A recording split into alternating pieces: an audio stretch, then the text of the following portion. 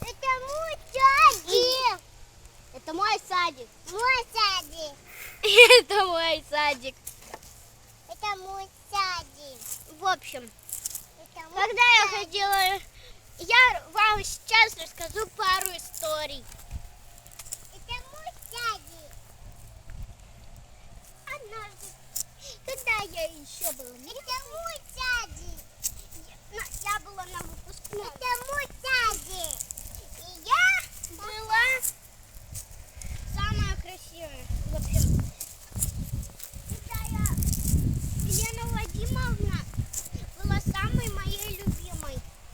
Но еще был другой детский сад.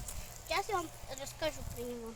В том Соколовском районе, когда я еще в Соколовке была, но не тут, в Пучанках, я вот пришла, и на меня начала наезжать. Знаете кто? Кто? Вера Аратовна. Я ее так называю. На самом деле Вера Иратовна. Я попуду. В общем, она на меня орала. Вот так вот. Ты че, Маша?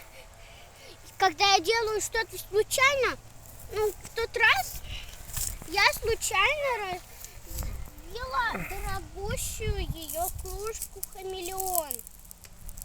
Она на меня наорала очень-очень сильно. Я заплакала горькими слезами. Я хотела это маме рассказать, но все были заняты делами. И никто на меня внимания даже не обращал. Мне было так обидно.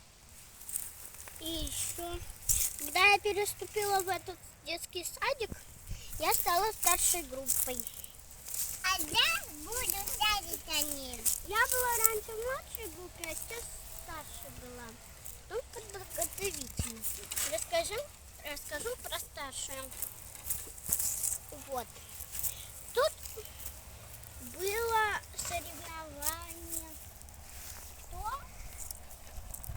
Кто быстрее пробежит круг до магазина. Это мой садик, мой. Я получила 2-е место. Медали, конечно, у нас не раздавали.